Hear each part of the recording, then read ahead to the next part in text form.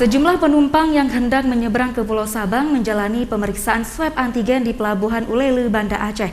Pemeriksaan ini dilakukan secara random dan gratis oleh petugas untuk menekan penyebaran COVID-19.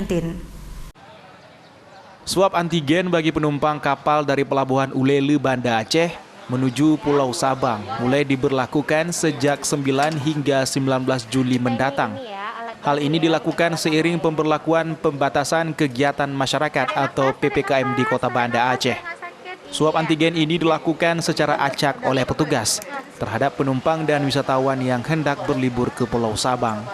Bagi penumpang yang hasil swabnya dinyatakan positif, tidak diizinkan untuk melanjutkan penyeberangan dan dianjurkan untuk melakukan isolasi mandiri.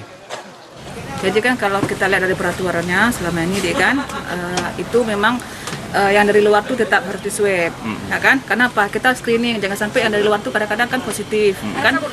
Sedangkan kita zona merah, kan? Jadi terkendali. Sedangkan dari luar Banda Aceh, sebaiknya memang harus swab dulu. Kenapa? Jangan bawa penyakit dari Banda Aceh ini keluar. Pemberlakuan swab antigen bagi warga Banda Aceh dan pendatang ini sengaja dilakukan karena saat ini Banda Aceh termasuk dalam daerah zona orange penyebaran COVID-19, di mana jumlah pasien terpapar COVID terus bertambah setiap harinya. Dari Banda Aceh, Syukri Syarifuddin, iNews melaporkan.